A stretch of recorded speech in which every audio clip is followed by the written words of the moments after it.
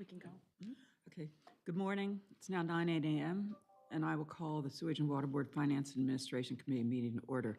Special counsel, please take the roll. Director Howard, Here. Director Kennedy, Here. Director Pacho, Director Woodfin, Director Scruggs. Here. Chair, we have a quorum. All right, then we'll proceed with our two presentation items. The first is a financial summary update by our CFO, Gray Lewis. Gray? Good morning to the committee, and we'll jump into the August financials. Same page.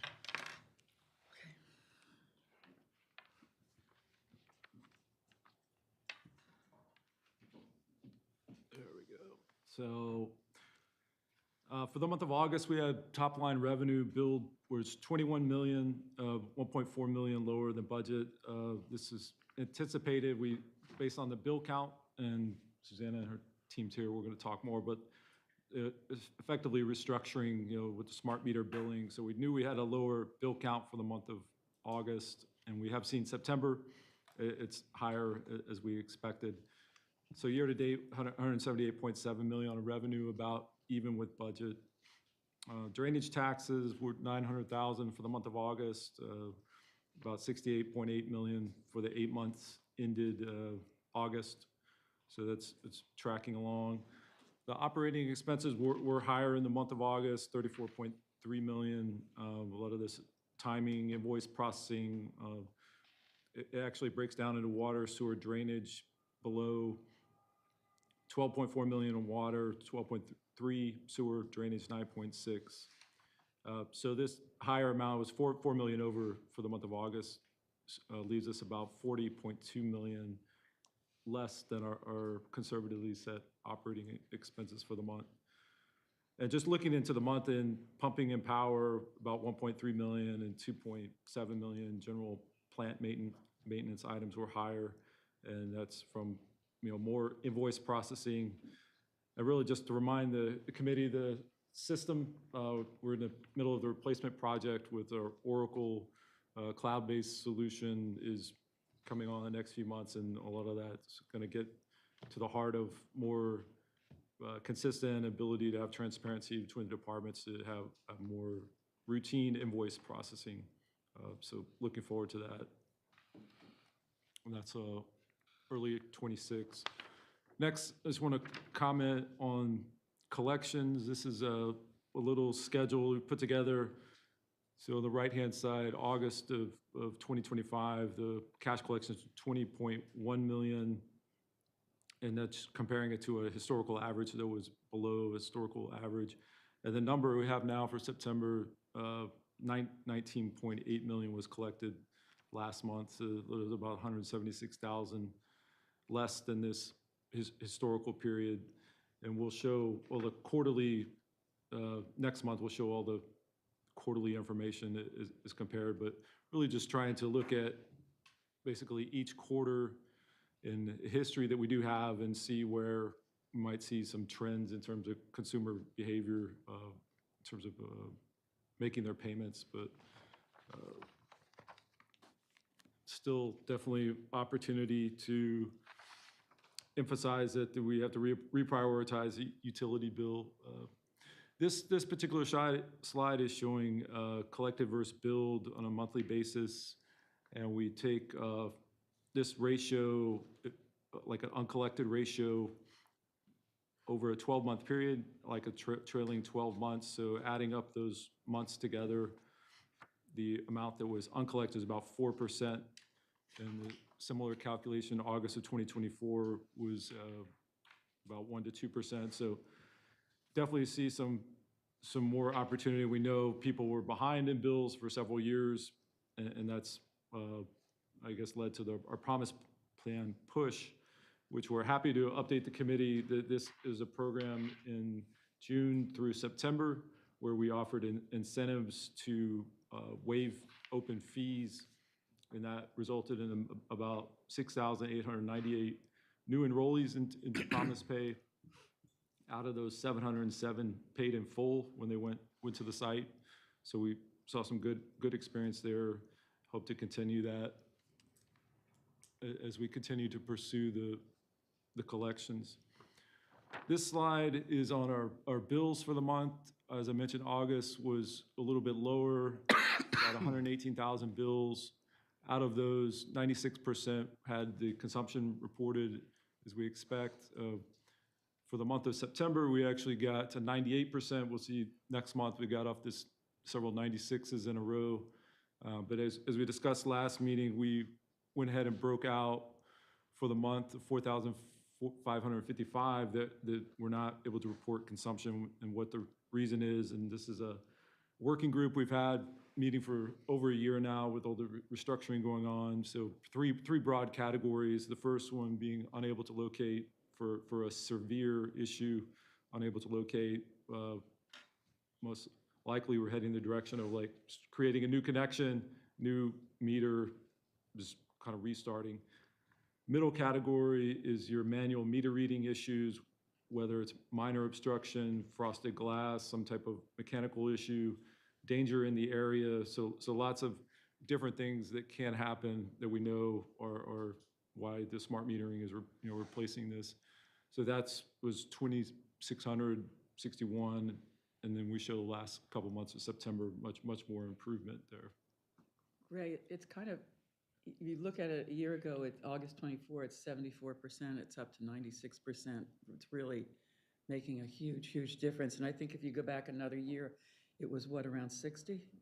Yeah, so vast improvement. A lot of people, in this room have contributed to the restructuring and the modernization. So we're seeing the benefits we expected, and appreciate that everyone. Well, it's really fantastic. Team as well. Congratulations, team. Thank you.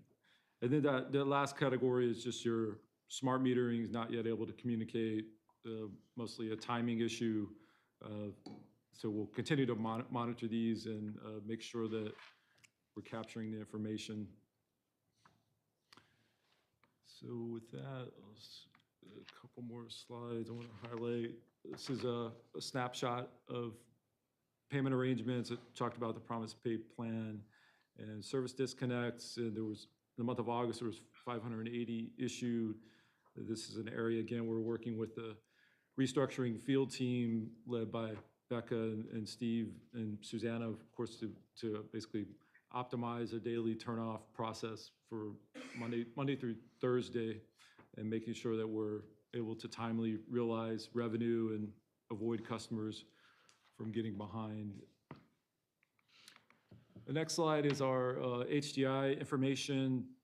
This was much lower activity through Susanna and her team's great efforts. So there's about 500,000 customer credits recommended by the HDI group, which is appointed by City Council.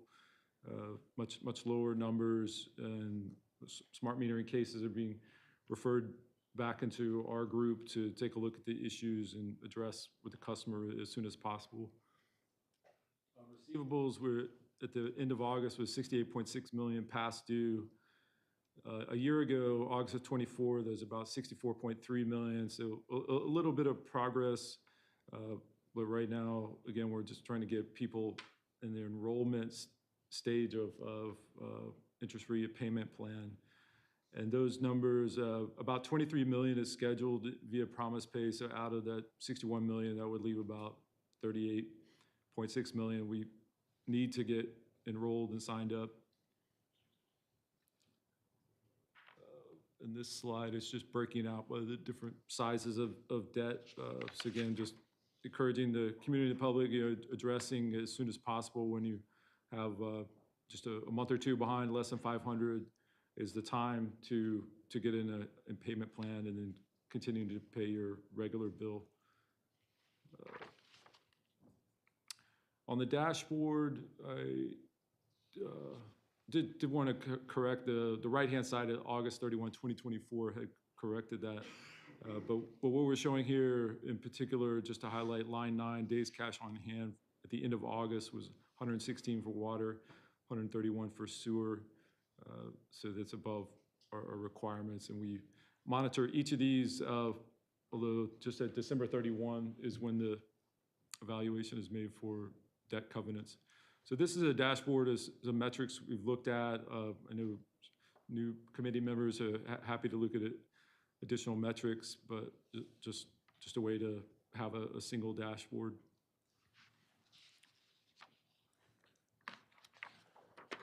Debt obligations, we had mostly routine activities. We're still pursuing the same additional loans. And then on the CIP, want to highlight for the committee, we spent $18.2 million in the month of CapEx spending, $7.4 million of additional appropriations.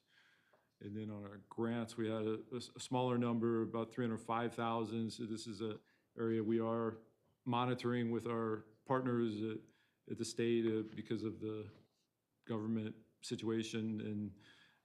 And I guess it is also important to highlight these programs are at the tail end of pretty large capital spending plan. So as we go to the last 10% of the project or something, there's, I think, more scrutiny on reimbursement. So continue to pursue these, but eventually, these are ending. And next, I think we'll pass it over to Susanna and Keith, talk about the call center.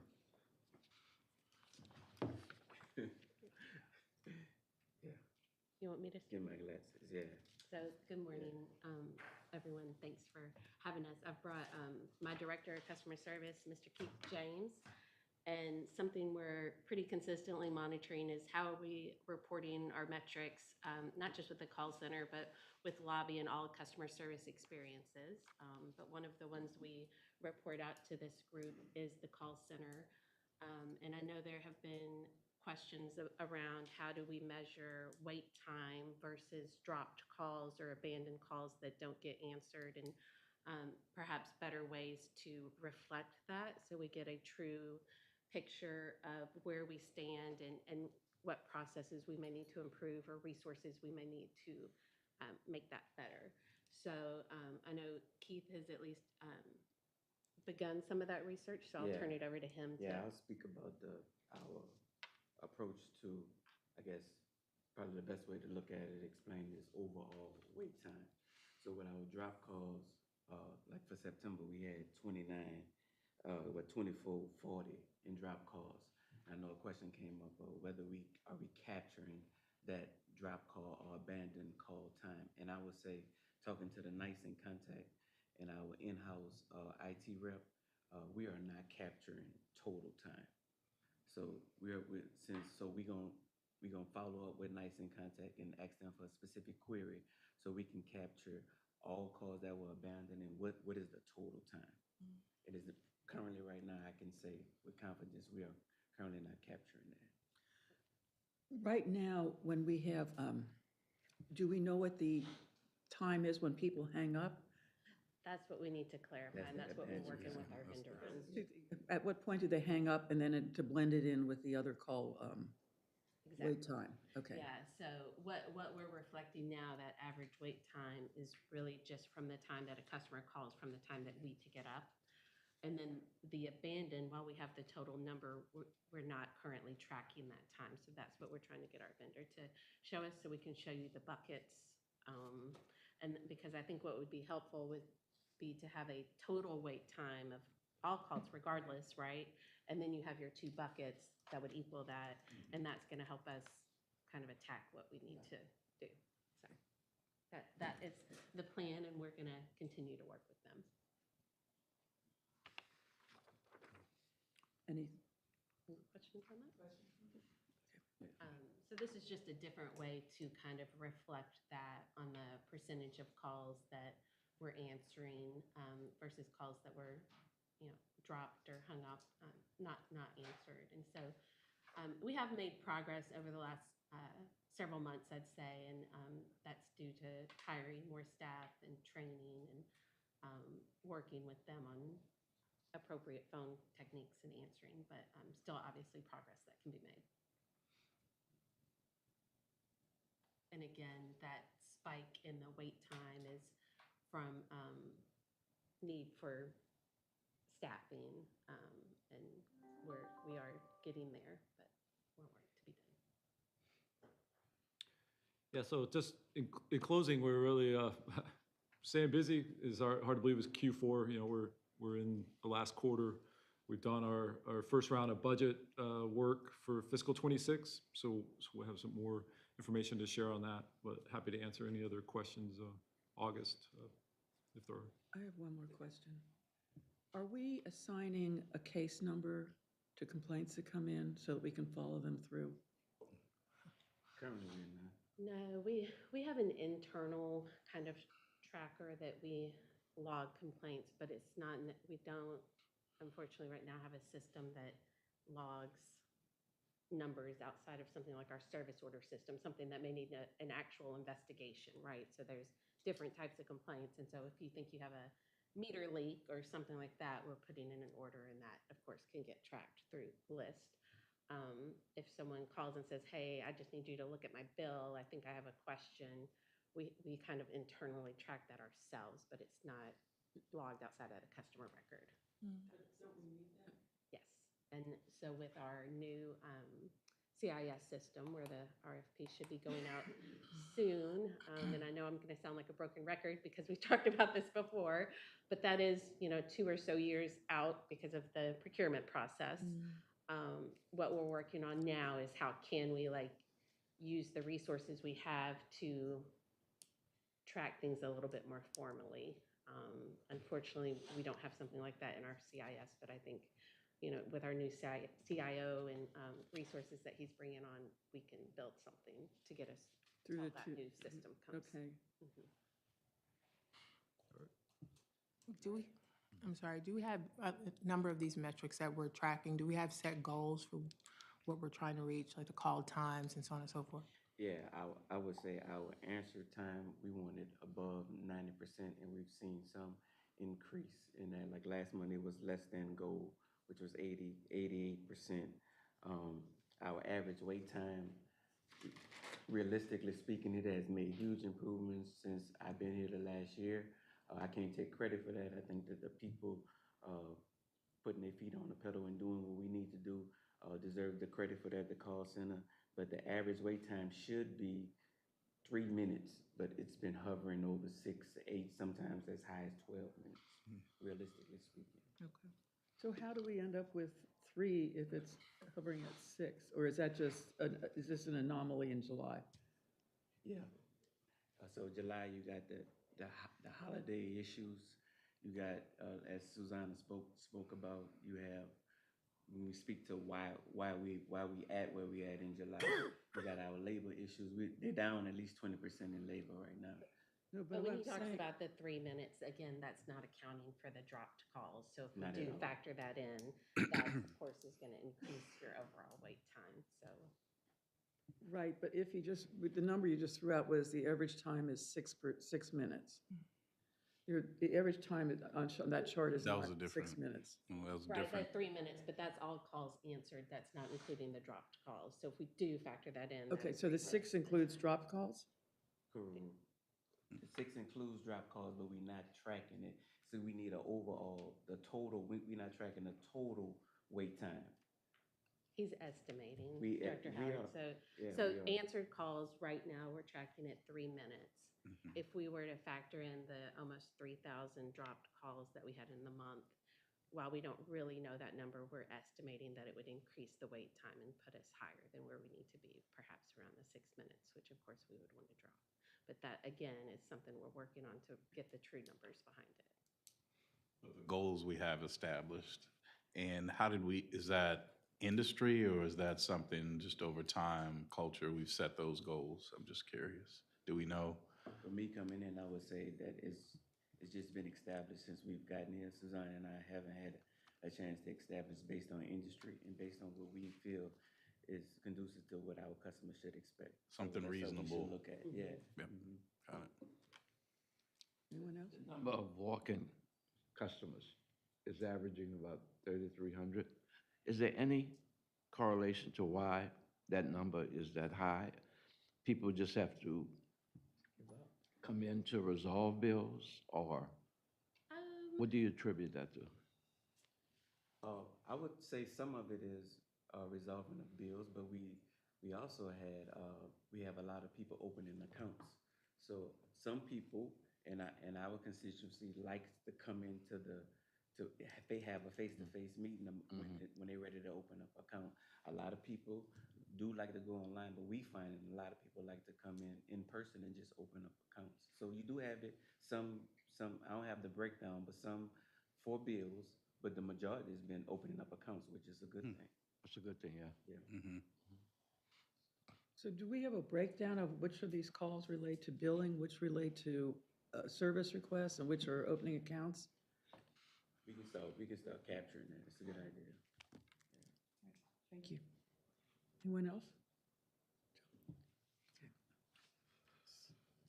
So- That was it. Okay, That's all we thank had for you. that. Thank you, Ms. Kirby and Mr. James. So we'll now proceed with the action items. There are, how many, Superintendent? So we have the action items for the drainage millage rates for 2026. Different presentation. Oh, different Oh, different presentation? presentation? I The- thought that sorry, was the rules that- presentation. Sorry, the rules and regulations was the other Oh, one. sorry, No, sorry, I it's didn't mean to okay. cut you out. Okay, let me roll. Okay, so again, thank you for allowing me to present this. A little history, in 1994, a document was created, the customer rules and regulations. And so that's really a comprehensive document for the Sewage and Water Board and the customers to understand what's required when it comes to everything from opening an account to fines that might be imposed to environmental best practices. And I'm maybe looking at Rebecca Johnsey so to make sure I say the right words. Tampering, hydrants, just different requirements for the customer. So it's been just over 30 years, and while this document has been tweaked somewhat, it hasn't really had a full overhaul in almost that time. So with smart meters coming in and the new technology, it really seemed like the best idea to take a fresh look at this, make sure we're on a level where we need to be with our customers and with our equipment and new processes that we're putting in. So while this is still a draft document, hopefully all of you guys received a copy in the packet. I'm going to go through at least the high level of the changes that we're making, hit the changes. But I would ask for you all to, when you have time, in your free time, to please, if you can take a look at it, I would definitely love to hear any feedback or suggestions you all may have or things that you think we may have missed the mark on while we finalize this document, okay? So this first slide is really, again, just the highlights of the main items. Some of these are legislation and ordinance driven, i.e. the bill disputes and the no estimation. And then the others are really driven through the smart meter and the technology and the need to increase some of our deposits and or fines based around that technology, okay? So the first thing we looked at is deposits. So when our customers open accounts based on meter size, we require a set deposit. Now, there are different rules around that as far as people that have opened more than one account and good customers. We may make exceptions. I did make the decision for, primarily our residential customers have the small 5/8 meter. And so at this time, made the decision not to change that because, those aren't the big dollar ones. But from there, you can see on the left side what it is currently and what we're proposing on the right. So it's relatively small incremental changes, but to align a little bit more with our equipment and the cost of the equipment or repairs to that equipment. Quick question, I'm sorry. So you said we hadn't been updated in over 30 years? Yes. And so it was $100 30 years ago? Yes. Is that what we're saying? Yes. Okay. So what would it be adjusted for inflation? In 30, or better yet, because we said this was derived from our actual cost, has our cost gone up? This Yeah, does not th- cover this is the not- actual This is not cost. the cost of the actual So, meter, like, right? yeah, so, The cost of the meter, for the 5/8 is $350. So if you're buying a 5/8 meter, this calendar year, plus the radio, plus the wire, because you have to do the entire thing, you're more around the $500 mark for per Gotcha. customer. So this isn't gonna cover that, but it is more representative of where we need to be trending. Is it fair to say 30 years ago, the cost was close to $100 to the best of your knowledge? I think when we were looking at meters in the past, they were around the $65 mark, so that might have been some coverage for the truck rolls as well. It just depended on that technology because we used so many varieties of meters at that time.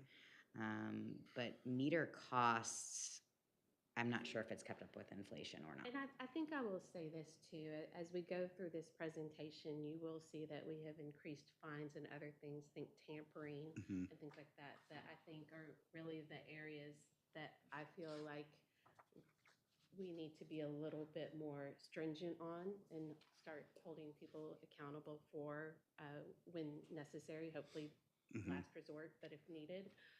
So that the intention of if something were to happen to the meter or coverage of the meter, in my mind, when I was looking at this document, was more in line with if it was tampered with or damaged, not necessarily to make it harder for a customer to open an account, understanding our community and needs. Yeah, I think just, and I in no way would want to pass on a $500 deposit, but I think it's important that if the way this was designed and originally written, that was the purpose of this deposit. Now we've completely detached from that functionality, right? And so if we're capturing it somewhere else or addressing it somewhere else, I think that that needs to be a part of any narrative that we're going to promote. We need to communicate. That's fair, This and was- I'm actually really glad you said that. I should have said that in my opening comments. Along with getting feedback from this team, the plan is for Rebecca and I to work with our Chief of Communications Officer and make sure we do put messaging out to the community as we finalize this and move this, so that everyone is very clear and we're transparent on what we're trying to get to the end goal. What, there's another component of possible use of a deposit, which is that we have the people that walk away without paying their last 2 months' Sure. bills. And should it be increased to cover that contingency? Because that's been a pretty big percentage, hasn't it? Yeah, and so that's why, yeah, we did think about that, especially with the larger meters. And, we think our multifamily or commercial ones where the dollar impact can really ramp up. And so we did take that into account with those numbers with the larger meters. But I think that, very good point, and I do take that, and happy to look at it again. Yeah, to me, I think that, well, and this is just me, I in no way would want to try and pass on that full cost to a resident with our 5/8. But commercial, for someone in business, I don't see why we should be charging less than that cost. If that was the original design, Okay. I feel like that should actually track. It's the cost of do business. Not that I don't, as a business owner, not that I don't have sympathy for business owners, but I mean, No, that's very good, thank you. Reference, guys, just so we can kind of quantify how each of these are. If you look between the 5/8 and the 1 inch, those first 3 lines, that's 135,000 of our customers. gotcha, okay. If you look at the 1.5 and 2, that's another 5,000 customers. The 4 to 10, that's about 1,700 customers. Okay. So when you talk about a 10-inch customer, we have less than 80, but to purchase that equipment, that's going to be about $8,500. So if the intent is that we have this deposit to cover our equipment, then that's going to be another value. We do have, and Tiziana's going to go over it in our tamper policy, if they damage our equipment, they do have to pay to replace it. So Yeah. we're covered in that respect. So if we're using this more to cover maybe unpaid bills or to make sure that they're doing what they need to do, I think that's a different average that we should be looking at versus the cover of the actual Yeah. equipment.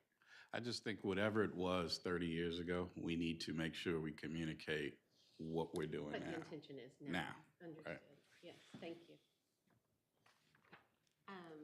There's a lot of words on this slide, but really, as we all know, just over a year ago, City Council appointed Hammerman and Gaynor to take on our bill dispute process here at the Sewage and Water Board. And so they run that now. And I really just, we had an internal process, and we replaced that with the ordinance language. So, pretty straightforward with the, if a customer calls and wants to dispute a bill, they go to HGI. If they are not satisfied with HGI's decision, they can go request state arbitration. So this is the tampering, and again, a lot of things on this slide, and I have a summary slide kind of behind this. But this is what we were talking about with the tampering. So what I'm really going to do is just go to this slide first. You can see with our current process, it wasn't really formalized. We did have a lower fee. I will say with the updated fees, the one thing that's not in here that I should have added is, you know, once proven that it is a legitimate tamper event, and I do want to stress that, and Rebecca's group has solid processes to determine that, right? And I think that needs to be part of the conversation. The fee would be $350 plus any additional costs. So that's what we're talking about to cover, you know, if they completely destroy a meter or something like that, truck rolls, we have that language in there. But a minimum of $350 plus additional, and then an additional $1,000 deposit before they're even allowed to have their water back on. So this slide back here talks more about the ordinance language that's making it unlawful to tamper with the property and holding them responsible for any damage. So. Is it normal not to, I mean, if there's, I know accidental damage, no one has intent, but it's something somebody did to our property. Right. So why do we have no charge on that? So, like an example, one of the most common things is a cut wire. So historically, our population has been told to lift meter lids to check out the actual reading. That's been something we've been telling customers for 10 years to check what or 7 years since CSM came in to check their bill. So it's something that we're trying to change with our messaging. But if they're flipping the lid or their plumber flips the lid and accidentally clips the wire, we're trying to be reasonable with them and go notify them that, hey, you can't do this, this caused damage, and the next time there will be a fine. So we're trying to be reasonable with people to change the culture on how they view our property. Also, another really common one is commercial lawnmowers. Commercial lawnmowers can come and clip off the top of the lid. And so that's also something that we're saying, hey, you need to adjust your settings when you're rolling over your meter. So we're trying to be very reasonable. The times when we're not going to be giving them the benefit of the doubt are things we know are tampers. If there's a straight pipe in there, if there's a dummy meter, they're knowingly stealing water. So what happens That we after the action. first accidental? So we know if they accidentally damage the equipment, we notify them. It's officially logged into their account. So we know we've notified them that they have to be careful. They are responsible if they damage our equipment. The next one will go to that fine.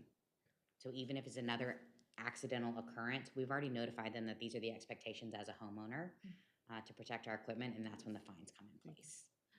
And I would like to note, because I think it's important, while this is, you know, we want to make sure we have this process and it's very solid, this is a tiny percentage of our population. So I don't want to say, but I want to say under 2%, correct? Maybe even less than that. I think right now we have around 300 occurrences somewhere in the stage. So we're waiting to do these more formalized or larger fees. We've been notifying them for months now. So these letters have been going out, notifying them of things that are going on. When the tampers occur, we're using our current process to do those. When we start updating our fees, that's when we need that bigger communications push so customers know what to expect. And this conversation is part of that. Any other questions on that? The last kind of major one was around hydrants. And again, small population, several hundred, but very expensive equipment. They do tend to walk off or disappear. So we understood that we needed to tighten up the process a little bit, increase the deposit again to cover at least some of the remaining bill. The other big change, which I think will really help with tracking these hydrant meters is the practice used to be that the customer would turn in their readings monthly. Now with the change, with meter readers not having to go out and read smart meters and transitioning them to new jobs, we'll be able to utilize them to go out monthly to actually obtain the reads on these hydrant meters. So I think that'll help us also with tracking these meters and preventing them from disappearing. So those were, and making it easier for the customer so that they don't necessarily have to come in person. They will have an online option to open these accounts as well. So that was the big thing on that. So any questions? Like I said, I would love, if you guys can, to look through the full document. Please, I think you all have my email. Call me, email me with any questions or suggestions. Happy to talk through that. We're going to be scheduling something with Sierra soon.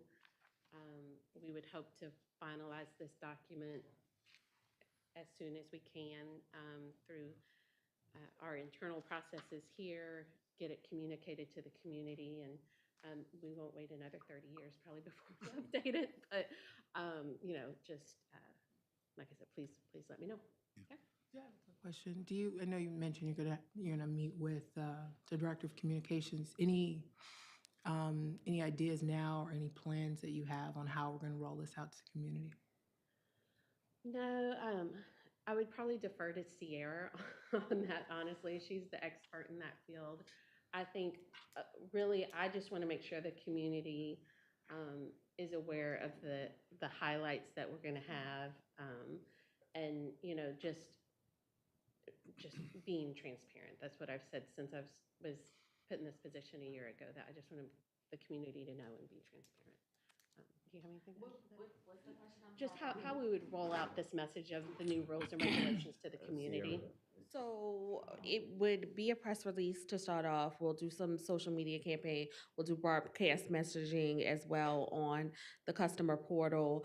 And we will also take it as a topic of conversation to the community meetings that we attend and we're present in. So that's the beginning of the plan. All right. Anything else? When they come in the lobby, flyers. Flyers, When they come in the lobby, the outreach is Awesome. important too. Some good news to share, so. Thank y'all so much. Thank you. Now, we'll proceed with our action items individually, followed by, how many said, are you going to deal with this part? So we're just going to do the action items by Gray. Okay. As the resolution R-173, 2025 drainage millage rates for 2026. Yep. Yes, Resolution 173 is our annual request to the city to collect the drainage millages on our behalf for fiscal year 2026. There are no changes in the three millages from 25.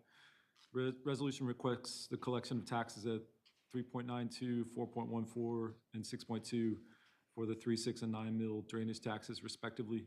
The preliminary info from the assessor's office indicate the ad valorem taxes generate a similar rough figures, about 74 million for a major drainage system, which, as we've discussed, is insufficient.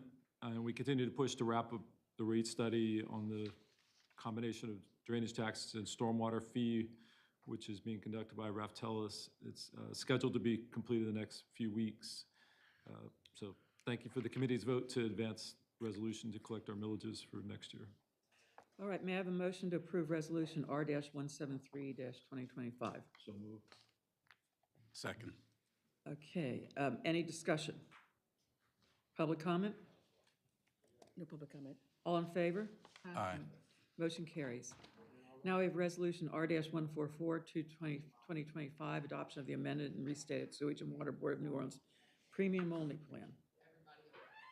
Yeah, this Resolution 144 is authorizing the utility to move forward with this administrative plan document. This codifies our Section 125 cafeteria plan, also called a premium-only plan for the health benefits for employees and retirees of SWBNO.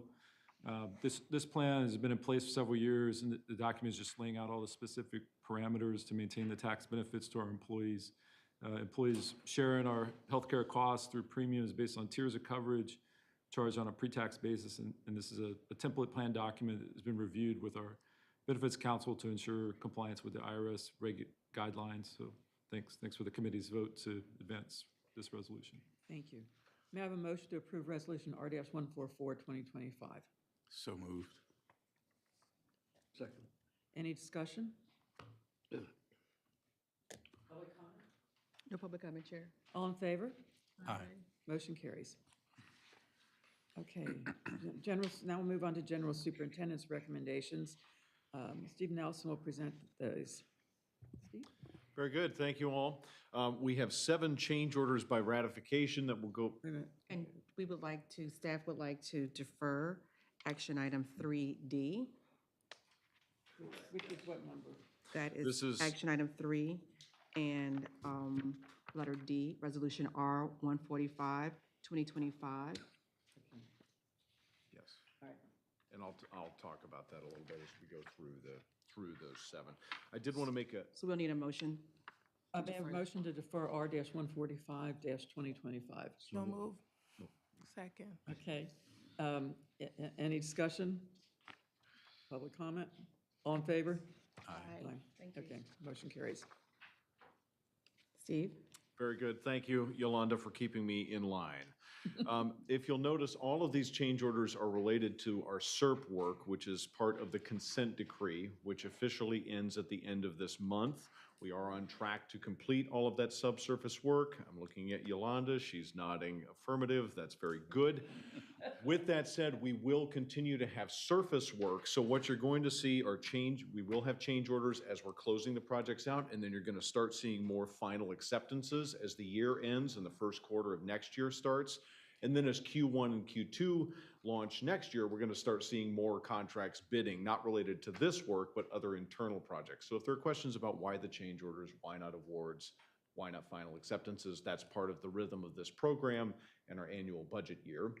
And with that said, I'd like to start with the first change order. This is a ratification of change order number 3 for contract 30235. This is for the Carrollton Basin, of which all of these are a part. That's our final consent decree basin between the Surgeon Water Board of New Orleans and BLD Services LLC. This is a change order in the amount of $4.26. This adjusts some quantities that we have within the project. Our current DBE participation is at 11.7%. The goal is 36%. The contractor is confident that they will be able to increase that percentage as they complete the subsurface work and the surface restoration takes place, which is where much of the DBE participation occurs. The next is change order under Resolution R-140-2025. This is a ratification of change order number 3 for contract 30251 in the Carrollton Basin. This is number 10, a sewer rehab contract between the Sewerage and Water Board of New Orleans and BLD Services LLC. This is a final contract change order. We'll have our final acceptance in the next agenda item. This is a change order deducting $4,589.37. This is a reconciliation of line items, so we did not end up using some of the line items in the contract. We were able to save some monies. And given that the restoration is complete, the DBE percentage goal was 36%. They were able to achieve 56% on this project. The next is Resolution R-141-2025. This is one of 2 change orders that were proposed for contract 30254, Carrollton Basin number 13, between the Sewerage and Water Board and BLD. The second change order has been, change order number 4, which is the next item, has been deferred. This is related to paving, and I did want to take a quick minute to talk about the paving-related change orders. When these projects were bid in the Carrollton Basin 2-3 years ago, the intent, the plan, the agreement was for us to install interim pavement. So we had to get the work going and under contract because we have the consent decree ending at the end of this month. The city was going to utilize FEMA funds to come back afterwards and replace the paving. Since that time, the city has run out of funding for those particular blocks. So in order for us to provide a complete project, protect the health, welfare, and safety of the public, and also protect the investment of the infrastructure subsurface, we will be installing the full curb-to-curb pavement on these blocks, utilizing WIFIA funds. And the city is doing the same for us on this water side in other areas. So there is a debt balance that we're working with the city on to make sure that we're offsetting those costs. So I wanted to give some background on this particular change order and let you know that there will be others along those lines where when it was bid, because Director Pacho has asked a good question, why didn't we know? The original agreement was that the city would come back and finalize the paving. Things have changed, that being the funding, and so we are going to take that on and provide a complete project for our customers. So is that a reimbursement to us from the city or a So- reduction in what we owe the city? The intent will be a reduction to what we owe to the city, but we are in those conversations right now and developing a CEA with them. Is it an offset, Steve, or what? You said they're covering us, things we would have to pay for on other projects? Yes, so with the JRR program, because we don't have the ability to bond on the water side, they're fronting the cost for the water improvements, and then we are doing the same with paving on the WIFIA program. Right? And do we get change orders on those, or? No, we're not receiving any change orders on the water side. Yeah, I mean, to the extent there were, though, that would increase what the city would be fronting, so, yeah. And do we have something that's tracking this to make sure we're Yes. coming out even? Yes, all this is tracked, project by project, yes. I mean, aggregately? Well, talking about the total due to the city, that's part of Steve's referring to the discussion with the city. Each agency has to agree, these are the joint costs, and here's how they can be settled. So we'll have to continue to meet with the city to go over And this. there is a monthly meeting, the PDU tracks those costs, yes. Okay, so maybe if this committee's being asked to approve increases, they should also be getting the information in some form on the decreases to make sure we as a board just have the full information. That's, Yeah. Understood. Yeah, we're bring that back to you, the progress with the city and what those agreements look like. okay. Thank you, Steve. Thank you. So this is a change order in the amount of $2.6 million. Adding that paving, it is a significant change, but it is necessary for us to complete a full and complete project. The DBE participation goal is 36%. The actual is 68. So again, that paving does increase our DBE participation. The next one has been deferred until our next meeting. This would be related to a sewer main relocation. So the next item is Resolution R-146, 2025. This is a ratification of change order number 4 for contract 30255 in the Carrollton Basin number 14 between the Sewerage and Water Board of New Orleans and Fleming Construction Company. This is a change order in the amount of $128,168. Their DBE participation goal is 36%. They have achieved 32.5%, and they expect to meet or exceed that 36% as they complete more restoration. The next is Resolution R-147, 2025. This is a ratification of change order number 4 on contract 30256 in the Carrollton Basin number 15 between the Sewerage and Water Board of New Orleans and Hard Rock Construction LLC. This is a change order in the amount of $496,654.98. The DBE participation goal is 36%. The actual achieved is 24.23. And again, they do expect that DBE participation percentage to increase as more paving is completed.